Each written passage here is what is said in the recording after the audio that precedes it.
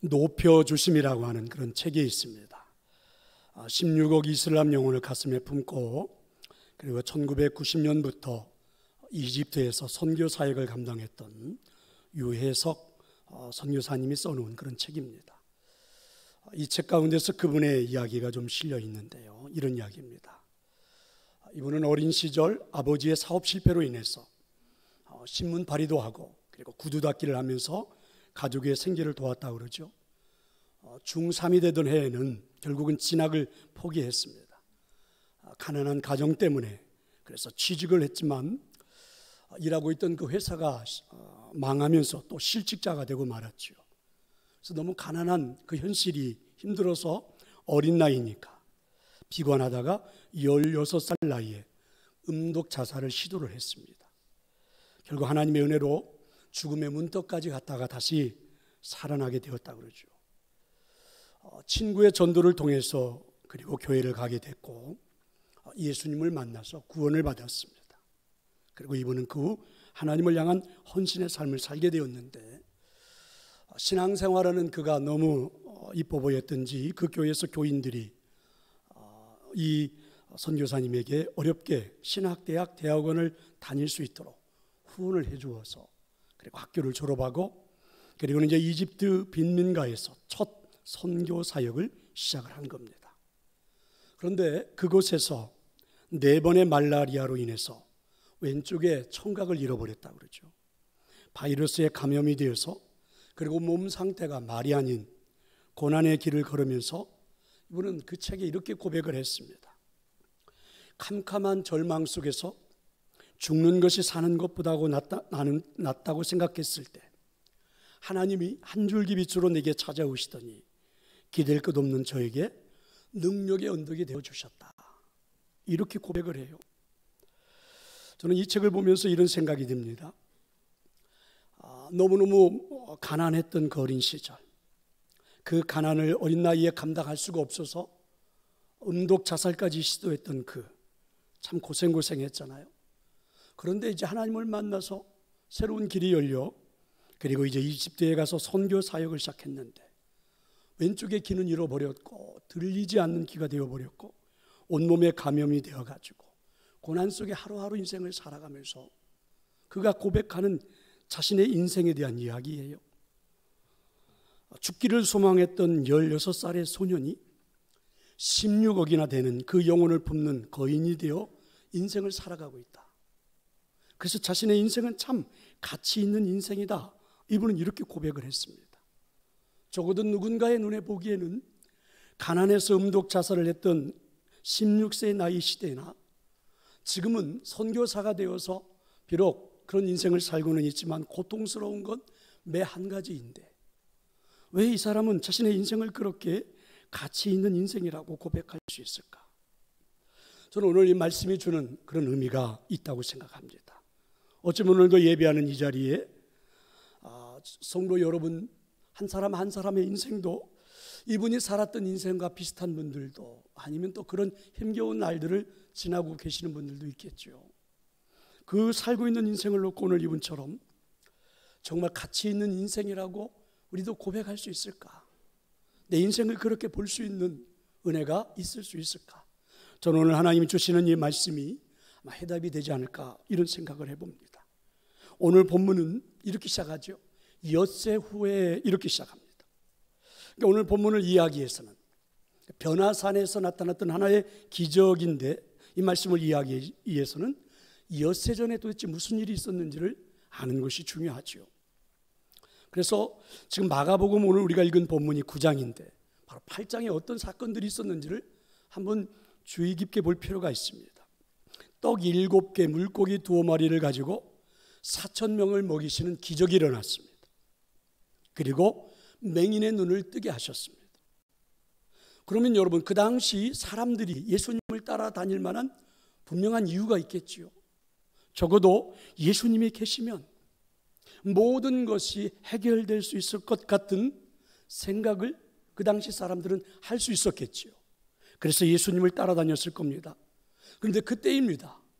예수님은 사람들이 도대체 나를 어떻게 생각하고 따라오는지 궁금해서 물었습니다. 그랬더니 제자들이 말해주기를 예수님을 보고 엘리야라고 하십니다. 선교사라고도 하시는 분들도 있습니다. 선지자라고 하시는 분들도 있습니다. 그러면 너희들은, 제자들에게 묻는 거죠. 너희들은 나를 누구라고 생각하느냐? 여러분, 이때 아주 유명한 베드로의 고백입니다. 주는 그리스도시요 살아계신 하나님의 아들이십니다. 이 베드로의 고백을 들은 예수님은 뜻밖의 이런 말씀을 하십니다. 내가 십자가에 죽게 될 것이고 그리고 부활하게 될 것이다. 그러면서 예수님은 그 제자들을 바라보면서 말씀하시는 겁니다.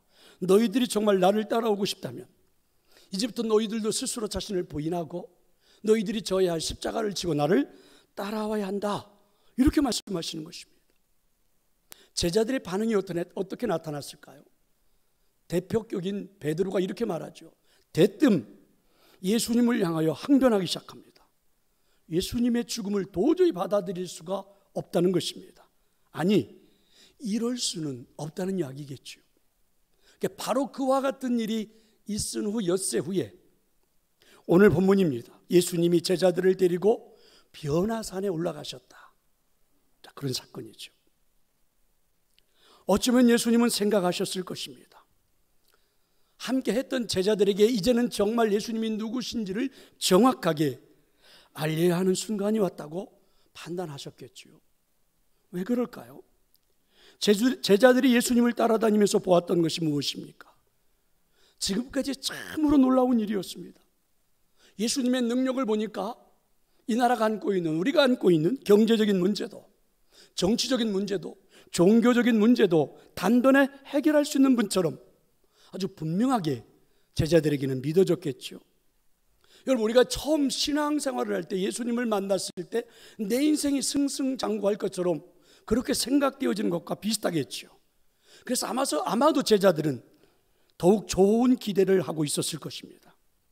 무엇보다도 제자들은 그들이 꿈꾸고 있던 새로운 나라, 희망으로 부풀어서 예수님을 만나고 있었겠죠. 그런데 이와 같은 생각을 품고 있는 제자들에게, 베드로에게 예수님은 꾸짖으셨습니다. 부귀영화를 위해서 나를 따라와서는 안 된다. 그리고 결심하라는 것입니다. 나를 따라오기 위해서는 지금부터 자신을 부인하고 자기 십자가를 지고 나를 따라오라. 자, 예수님이 이렇게 말씀하시는 겁니다. 자, 여러분, 그 현장에 이제 저도 있고 여러분도 있었다고 한번 가정을 해봅시다. 저는 여러분 이 말씀을 묵상하면서 이런 생각이 드는 겁니다. 제자들이 충분히 저는 이해가 돼요. 그 자리에 만약에 저도 여러분도 있었다면 그러지 않았을까? 아니, 어떻게 십자가를 져야 하는 것을 알면서 그 길을 갈 수 있을까? 여러분, 십자가는 말 그대로 고난이요, 아픔이요, 슬픔이요, 죽음입니다. 내가 가고 있는 길이 그런 길이라는 걸 알면서 그 길을 따라갈 수 있을까? 만약에 제정신을 가지고 있다면 그 길을 따라가기는 어렵지 않을까요? 그래서 여러분, 제자들이 베드로가 예수님을 놓고 항변하지 않았을까요? 우리가 이런 길을 가려고 그물도 배도 버려두고 예수님을 따라 나선 줄 아십니까? 우리가 이런 길을 가려고 우리가 지금 여기까지 온 줄 아십니까? 베드로가 그렇게 고백하지 않았을까? 아니, 저도 여러분도 그 자리에 있었다면 그렇게 항변하지 않을까요? 성도 여러분, 조금은 충격적일지는 몰라도 사실 한번 우리가 깊이 생각을 해봅시다. 우리가 하나님을 믿는다는 것은, 예수님을 구주로 영접하겠다는 것은 사실은 이런 거 아닙니까? 제정신으로 살지 않겠다, 이런 거 아닙니까? 더는 세상의 방식이 아닌 하나님의 나라의 방식으로 살겠다, 여러분, 이런 고백이 아닐까요? 물론 오늘 처음 신앙생활 하시는 분들에게는 조금 당혹스럽게 들릴지는 모르지만 그런 거 아닐까요?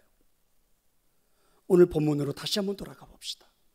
이제는 제자들과 함께 변화산에 오르셔서 십자가의 길을 예수님은 준비하시겠다는 겁니다.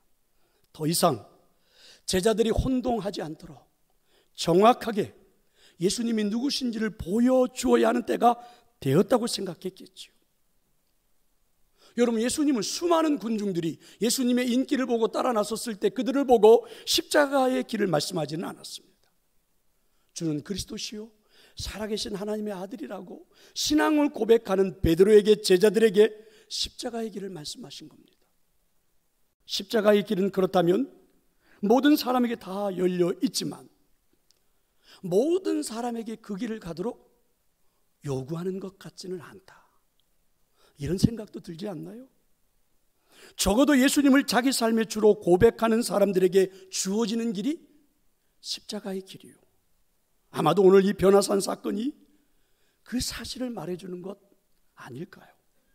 변화산 사건은, 오늘 우리가 본문에 읽은 이 말씀에 나오는 이 사건은 저와 여러분에게도 질문을 던지는 겁니다. 결단을 촉구하는 거지요. 우리가 평범한 신자로 살 거냐, 아니면 제자로 살아갈 거냐, 우리들의 삶의 길에서 무엇을 선택할 거냐, 오늘 이 본문을 우리에게 묻고 있는 것 아닐까요? 변화산에 예수님은 3명의 제자들과 함께 올랐습니다. 그 3명의 제자는 베드로, 야고보, 요한이지요. 그러면 이 변화산에 함께 오른 야고보, 요한, 베드로가 그 변화산에서 본 게 무엇입니까? 자, 여러분 3절과 4절인데 우리 같이 한번 읽어봅시다. 그 옷이 광채가 나며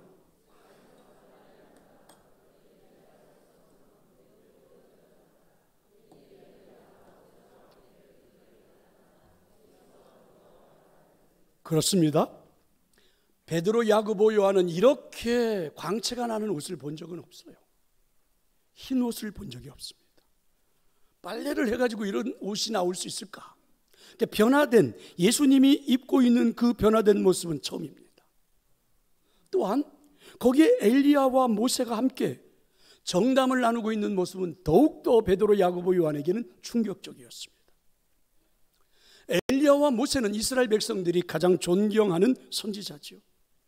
모세는 여러분 적어도 이스라엘 백성들에게 있어서는 신과 같은 존재입니다. 어떻게 애굽의 바로왕에게서 우리를 건져낼까? 어떻게 40년의 광야 생활을 이끌 수 있을까? 이 땅에 이런 선지자가 존재할까? 신과 같은 존재죠. 엘리야, 그 극악한 아합 왕에게 맞서서 끝까지 백성들을 이끌었던, 그 수없이 많은 기적을 나타냈던 엘리야, 이들에게는 놀라운 사람들입니다. 하나님의 모습을 대면하여 보았던 이 엘리야와 그 다음에 모세. 그런데 이 두 사람이 오늘 예수님과 이야기하고 있는 장면을 본다. 이건 여러분 제자들이 그동안 꿈꾸었던, 그렇게 되었으면 했던 그런 하나의 이상이 아니었을까? 그래서 이런 모습을 베드로, 야고보, 요한이 보고 있었던 거죠. 이 모습을 보고 있었던 베드로는 갑자기 예수님께 이런 제안을 합니다. 5절과 6절인데 한번 볼래요? 이렇게 말하죠. 베드로가 예수님께 고하되, 선생님, 우리가 여기 있는 게 좋겠습니다. 제가 초막 셋을 짓겠습니다. 하나는 주님을 위하여, 하나는 모세를 위하여, 하나는 엘리야를 위하여 제가 하겠습니다. 그 다음에 말씀을 눈여겨보세요. 이렇게 되어 있어요. 하니 이는 그들이 몹시 무서워하므로 그가 무슨 말을 할지 알지 못함이더라. 무슨 말입니까? 지금 베드로가 즉흥적으로 한 말이에요. 생각 없이 한 말이에요. 지금 변형되신 예수님의 모습, 모세와 엘리야의 모습까지 같이 함께 이야기하고 있는 이 모습 앞에서 이 광경을 보면서 베드로나 제자들의 마음속은 두려움이 꽉 찬 겁니다. 그래서 뭐라고 이야기를 해야 되겠는데 해서 툭 튀어 나온 말이, 아무것도 알지 못하고 하는 말이 집을 짓겠다는 겁니다. 굉장히 이상한 말이죠. 이런 걸 우리는 뭐라고 그래요? 제정신이 아닌 거죠. 지금 쓸데없는 말을 하고 있는 것입니다. 그런데 여러분, 기적을 경험하는 우리 보통 우리들의 모습이 이렇지 않을까라는 생각이 듭니다. 자, 이 말씀을 잠깐 두고 여러분, 신비한 체험, 기적의 체험 필요하죠. 신앙생활에 많은 도움이 됩니다. 확신도 갖게 되고. 그런데 여러분, 이런 신비한 체험, 기적의 체험에 대한 위험성도 한번 생각해 보면 좋을 것 같아요. 자, 여러분, 이런 말씀 어떻습니까? 이렇게 한번 바라보면 어떨까요? 하나님이 행하시는 기적을 보는 것이 믿음이 아니라 그 기적이 무엇을 말하는지를 깨닫게 될 때 진정한 믿음이 시작된다. 여러분, 저는 이 말씀에 동감합니다. 하나님이 행하시는 기적을 보고 엉뚱한 말을 할 수 있다는 것이 매우 흥미롭지 않습니까? 그동안 여러분, 기독교 역사를 통해서 하나님의 기적을 경험했던 많은 사람들이 믿음의 본질을 벗어나 잘못되었던 이유가 바로 여기에 있지 않나요? 여러분, 이단의 교주들이 된 사람들, 이단에 빠져버린 사람들이 대부분 이런 부류지 않습니까? 그 기적을 보고 나서 그 기적 앞에서 이렇게 여러분 엉뚱해버린 사람들, 가장 심각한 오류 중에 하나가 뭐예요? 기적이 일어나는 장소에다가 초막 집을 짓겠다는 겁니다. 머무르겠다는 거죠. 내려가지 않겠다는 거죠. 기적의 장소, 기적의 사건을 보존하고 그것만 기억하면서 살겠다는 거죠. 자랑하겠다는 마음이죠. 자신의 것으로 소유하려는 그런 마음들이죠. 이게 위험성이죠. 어쨌든 그러면 변화산의 기적을 체험하도록 인도하신 예수님의 목적은 무엇일까요? 모든 기적에는 이유가 있듯이 오늘 이 기적에도 이유가 있지요. 그 분명한 이유를 우리는 발견해야 되겠는데 그게 뭘까요? 한번 봅시다. 먼저 9절의 앞부분부터 한번 생각해 봅시다. 이런 말씀이 있어요. 그들이 산에서 내려올 때에, 이런 기적, 이 신비함을 체험하고 그 신비한 기적을 간직하는 것은 좋겠지만 거기에 머무르는 것은 옳지 않다는 이야기입니다. 그래서 예수님은 변화산의 기적을 보여주신 다음에 곧바로 이 3명의 제자들과 함께 그 산에서 내려오셨습니다. 여러분, 신비한 체험이 귀한 것은 사실입니다. 하지만 비현실적이잖아요. 그 신비한 기적만 보고 우리 인생을 살아갈 수는 없잖아요. 그들이 체험한 것이 모두가 아니기 때문에 그렇습니다. 그러면 여러분, 변화산의 신비 체험은 무엇입니까? 이런 것이 아닐까? 예수님께서 변화산의 기적을 보여주신 이유는 그들이 보았던 기적을 가지고 세상에 내려가서 살라, 이런 게 아닐까? 기적을 본 그 자리에서, 그 산에서 머무르는 것이 아니라 그 기적을, 신비함을 가지고 이제는 좀 다른 인생을 살아봐라, 새로운 인생을 살아봐라, 이런 의미가 아닐까? 제자들이 변화산에서 체험했던 그 신비함의 이제 내용은 또한 뭘까? 그 체험으로 살아가야 하는 가장 중요한 그러면 의미는 뭘까? 자, 보세요. 제자들이 변모한 예수님과 모세와 엘리야를 보면서 막 당황하고 있을 때 하늘에서 음성이 들려왔습니다. 그게 7절입니다. 마침 구름이 와서 그들을 덮으며 구름 속에서 소리가 나되 이는 내 사랑하는 아들이니 너희는 그의 말을 들으라 하는지라. 구름이 나타난 겁니다. 그리고 모세와 엘리야와 예수님을 덮어버린 거예요. 사실은 이 베드로, 야고보, 요한은 조금 더 가까이 가서 좀 더 오래, 그리고 이 예수님과 모세와 엘리야의 모습을 더 확실하게, 더 분명하게 보고 싶었는데 이내 구름이 와서 덮어버린 겁니다. 더 이상 보이지를 않아요. 그 다음에 그 기적의 순간이 아닌 기적이 구름으로 덮어버린 그 다음에 하나님의 음성이 들려온 겁니다. 이는 내 사랑하는 아들이니, 이는 내 사랑하는 아들이니. 하나님께서 제자들에게 보여주고 싶었던 것이 무엇입니까? 바로 예수님이십니다. 예수님이에요. 하나님은 제자들에게 엘리야도 모세도 아닙니다. 누구를 보여주고 싶으셨던 거라고요? 예수 그리스도입니다. 그 당시로 돌아가 봐. 여러분, 제자들과 그 당시 이스라엘 백성들이 예수님을 따라다니며 기대했던 것이 무엇입니까? 오늘 말씀을 본다면 혹시 민족을 이끌어냈던 위대한 신과 같은 존재 모세, 위대한 엘리야, 바로 예수님에게서 이런 모습을 사람들은 기대하지 않았을까? 예수님을 따라다니면서 적어도 우리에게 모세가 나타났으면, 엘리야가 나타났으면 사람들은 그렇게 기대하지 않았을까? 그런데 여러분, 하늘로부터 음성이 들려옵니다. 이는 내 사랑하는 아들이니 너는 그의 말을 들어라.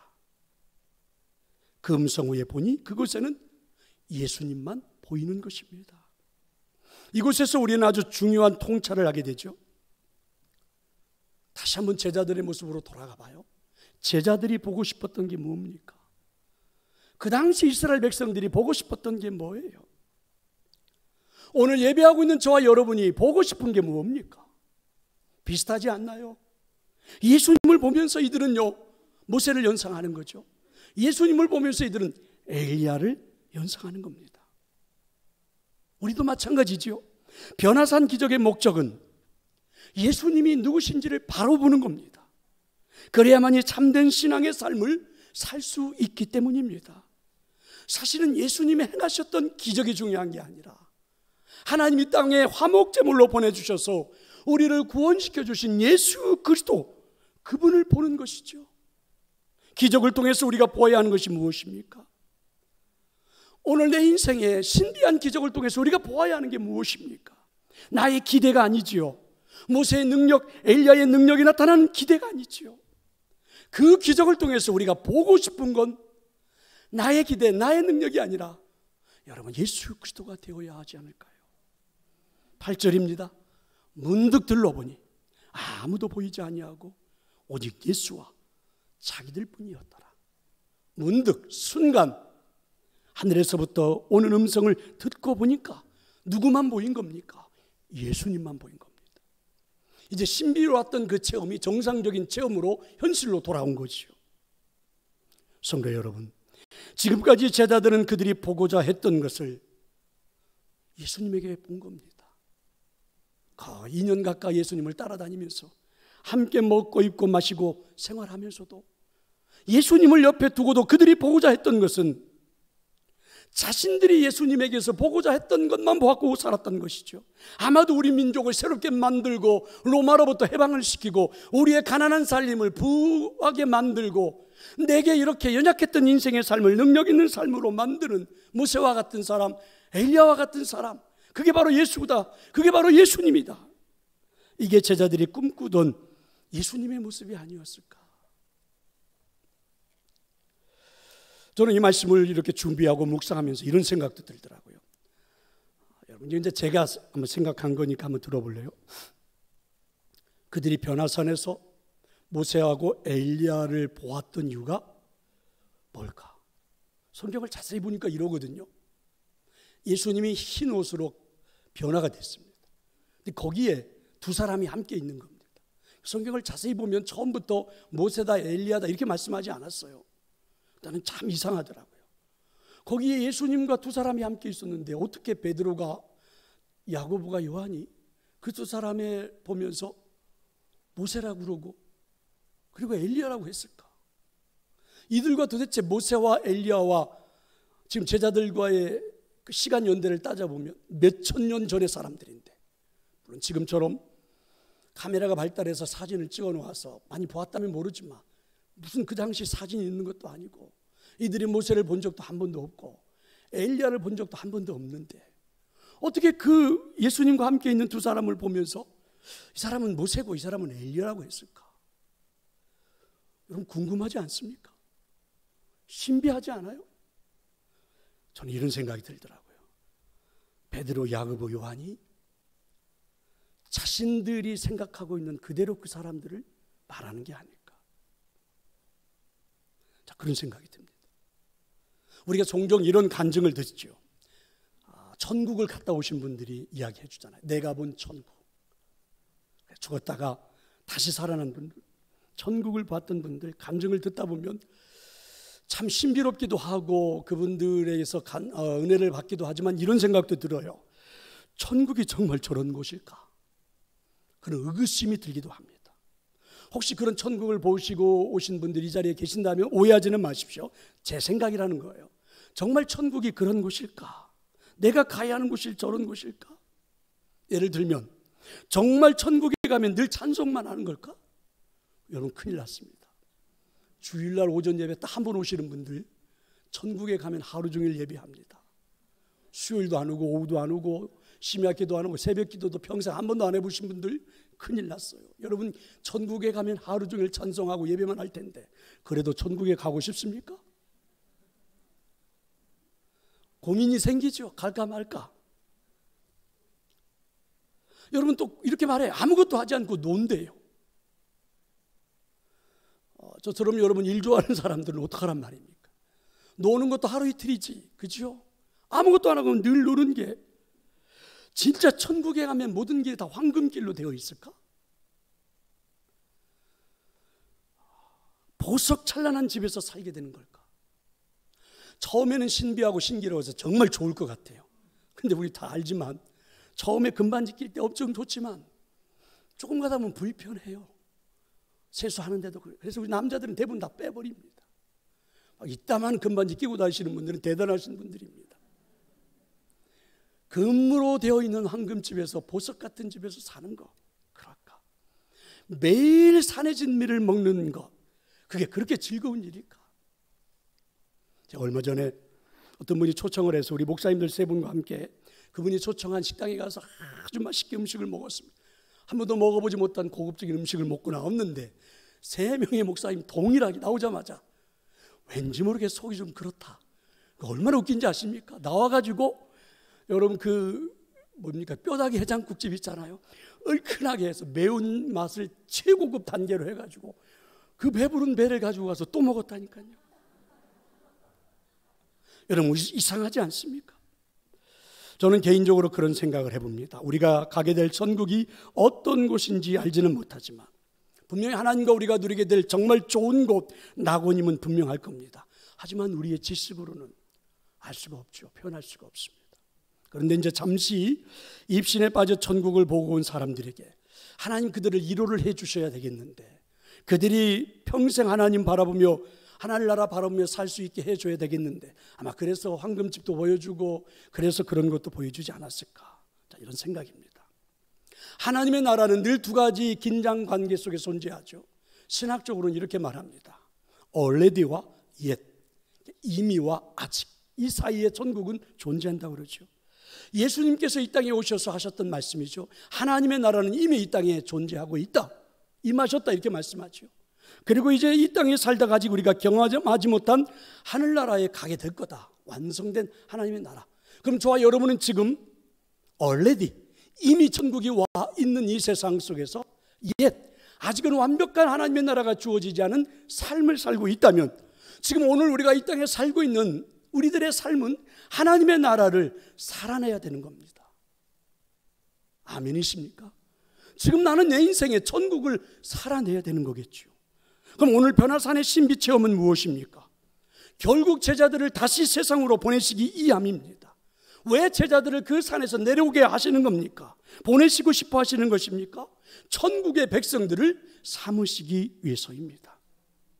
2013년 7월 20일자에 실렸던 국민일보에 이태영 기자의 칼럼 하나가 있습니다. 소개하자면 이분 알렉산더라고 하는 박사를 나는 천국을 보았다, 이런 책을 썼는데 이분을 직접 만나서 인터뷰하고 그걸 글로 쓴 겁니다. 알렉산더 박사는요, 자신이 회생 확률이 제로입니다. 그런 상태 속에서 의식불명으로 한 7일 동안을 천국을 경험했다고 그래요. 다 죽었다고 생각했는데 그 사이에 천국을 경험했는데 다시 살아난 겁니다. 그래서 이 땅으로 다시 귀환한 이후 그는 스스로 자신에게 이런 질문을 던졌다고 그래요. 나는 왜 돌아와야만 했을까? 그렇게 말로 표현할 수 없는 극치의 환경, 천국을 뒤로하고 왜 거칠고 불안전한 이곳으로 와야만 했는가? 스스로에게 질문을 던져보고 그리고 답을 찾았는데 그 답이 바로 이런 겁니다. 나는 보냄을 받았다. 그래서 이 알렉산더 박사는 이렇게 말합니다. 나는 돌아가야만 했습니다. 내가 외면할 수 없는 소중한 사람들에게로. 그들은 모르고 있습니다. 그들에게 내가 본 것을 알려야 했습니다. 지금 그것보다 중요한 일은 제게 없습니다. 그래서 이 사람은요, 의사로서의 모든 일도 접었습니다. 명문대학인 듀크대 의대를 졸업했고 하버드대에서 15년 동안이나 가르쳤던 화려한 경력, 아무런 의미가 없다는 거죠. 궁극적인 존재가 있다는 사실을 사람들에게 알려주는 것, 지금 우리가 살고 있는 이 세상, 지금 보고 있는 이 세계보다도 그 무언가가 더 있다는 사실을 전하는 것, 그게 이 삶의 의미라고, 소명이라고, 그것을 위해서 나는 다시 살아난 거라고 깨달은 겁니다. 그래서 그 순간 자신이 가지고 있는 그 모든 것들을 다 버릴 수가 있었다, 이렇게 고백합니다. 요한복음 1장 6절에서 세례 요한이 자신이 누구인지에 대한 정체성을 정확하게 말해줍니다. 하나님께로부터 보내심을 받은 사람이 있으니 그의 이름은 요한이라. 이 요한복음 1장 6절의 말씀을 받는 저와 여러분도 동일한 거지요. 요한이 보냄을 받은 자였다면 저도 여러분도 하나님 앞에 보냄을 받은 자들입니다. 찬송가 442장 저 장미꽃 위에 있으리라는 찬양이 있죠. 3절의 내용인데요, 이렇습니다. 밤 깊도록 동산 안에 주와 함께 있으려 하나 괴로운 세상에 할 일 많아서 날 가라 명하신다. 얼마나 감동적인 글귀인지 모르겠어요. 오늘 말씀과 딱 적절하게 표현을 한 것 같아요. 3절만 한번 해볼까요?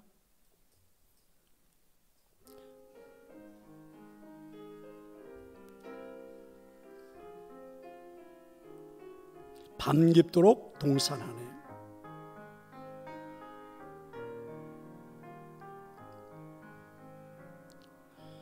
밤 깊도록 동산 안에 주와 함께 있으려 하나 괴로운 세상에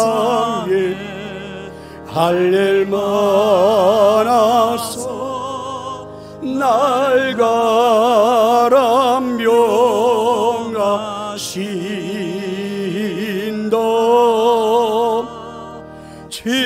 주님 나와 동행을 하면서 나를 친구 삼으셨네. 우리 보러 받은 그 기쁨을 알 사람이 없도다. 성도 여러분, 우리가 천국을 본 이유가 무엇입니까? 우리가 천국을 가슴에 품고 사는 이유가 무엇입니까? 하나님 우리에게 보여주는 기적을 체험하고 살아가는 이유가 무엇입니까? 물론 세상에 살다 보니 이 경험이 우리를 유혹하기도 하지요. 신비로움을 체험하면 우리는 신비로움에 머물고 싶어 합니다. 세상에 걱정, 근심 있는 곳 가고 싶지 않아요. 주일날 예배하고 나면 밖으로 나가고 싶지 않은 것처럼 말입니다. 그런데도 주님께서 우리를 변화산에서 만나신 이유는요, 우리가 그 체험을 품고 세상으로 가라는 것입니다. 그래서 주님은 변화산의 체험 이후에 제자들과 함께 그 산에서 급히 내려오셨고, 내려온 그 산 아래는 귀신 들린 아이를 고쳐달라고 아버지가 나와 애교하고 있는 그런 내용이 기록되어 있지 않습니까? 변화산 아래에서 우리가 만나는 세상은 귀신 들린 자들이 있는 세상입니다. 그리고 이 세상에서 우리가 해야 하는 일들은 하나님 아버지의 이름으로 귀신을 쫓아내는 일들이겠지요. 우리는 언젠가는 하나님 나라에서 천국을 경험하며 살겠지만 지금 우리가 이 땅에서는 천국을 살아내야 한다는 이야기겠지요. 공교롭게도 변화산에 올랐던 베드로, 야고보, 요한, 사명으로 살았습니다. 물론 이들에게도 문제도 있었고 연약함도 있었지만 끝까지 사명으로. 베드로는요, 십자가에서 죽되 거꾸로 달려 죽었습니다. 이 변화산의 체험이 그의 인생을 그렇게 만들었겠지요. 야고보는 대제사장의 무리에게 처음으로 초대교회 처음 목배임을 당하는 순교자지요. 그렇게 끝까지 순교에 감당할 수 있었던 것은 변화산의 체험이겠죠. 사도 요한은 예수님의 십자가 밑에서 끝까지 지켰고, 예수님이 그에게 어머니를 부탁할 때에 세상 끝나는 그날까지 그는 그 예수님의 어머니를 책임졌던 것, 변화산의 체험 아닐까요? 예수님을 체험하는 것은, 예수님을 구조로 영접하는 것은 바로 그런 것입니다. 섬기는 삶이죠. 사명 감당하는 삶입니다. 장영희 씨가 쓴 문학의 숲을 거닐다에 나오는 이야기 하나를 하고 말씀을 마치려고 합니다. 어떤 사람이 새 자전거를 닦고 있는데 한 아이가 다가와서 호기심 어린 눈으로 구경을 하더니 이 자전거 주인에게 슬며시 이 아이가 물었습니다. 아저씨, 이 자전거 비싸요? 그러자 이 자전거 주인이 대답을 했습니다. 잘 모르겠다. 이 자전거는 내가 산 게 아니고 우리 형님이 주신 거야. 그 말이 끝나자마자 아이는 부럽다는 듯이 나도 이렇게 말하는 겁니다. 자전거 주인은 당연히 아이가 나도 그런 형이 있어서 이런 자전거를 받았으면 좋겠다 이렇게 말할 줄 알았습니다. 그런데 아이의 말은 뜻밖이었습니다. 나도 그런 형이 될 수 있었으면 좋겠어요. 내 동생은 심장병이 있는데 조금만 움직여도 숨을 헐떡여요. 나도 내 동생에게 이런 멋진 자전거를 주고 싶어요. 성도 여러분, 늘 도움받는 동생이 되고 싶은 인생을 사는 사람도 있겠지요. 아니면 도움 주는 형님이 되고픈 사람도 있을 것입니다. 여러분은 어떤 인생을 살기를 원하십니까? 저는 제가 원했던 것도 아닙니다. 하나님 앞에 부탁했던 것도 아니고 제발 좀 그렇게 해달라고 말했던 것도 아닌데, 그 찢어지게 가난한 가정에 하나님이 저를 장남으로 보내서 그 어린 시절부터 가족 식구들을 위해서 희생하면서 살아야 됐던 날들이 참 많았습니다. 가끔은 짜증도 나고 도대체 언제까지 애들을 도와야 하는 걸까? 이제 모든 걸 다 내려놓고 싶다는 생각도 많았던 적이 한두 번이 아닙니다. 성도 여러분, 저처럼 그렇게 인생을 사는 분들도 이 자리에 있겠지요. 그런데 한번 생각해 봅시다. 정말 의미 있는 인생은 무엇입니까? 정말 보람 있는 삶은, 정말 인생이라는 건 무엇입니까?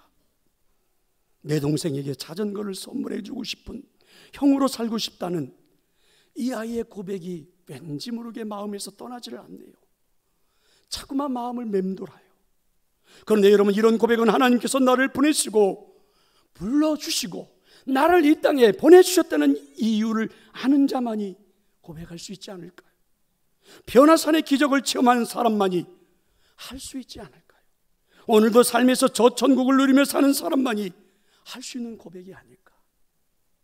찢어지게 가난한 가정에서 16살밖에 되지 않은 아이가 음독 자살을 시도할 만큼 불행했던 그의 인생, 선교사가 되어서 이제는 괜찮나 했더니 귀는 먹어버리고 온몸은 병든 두성인 채 하루하루 힘겹게 살아가는데도 내 인생은 참 가치 있다, 보람 있다, 행복하다, 이렇게 고백할 수 있는 차이는 뭐라고 생각하십니까?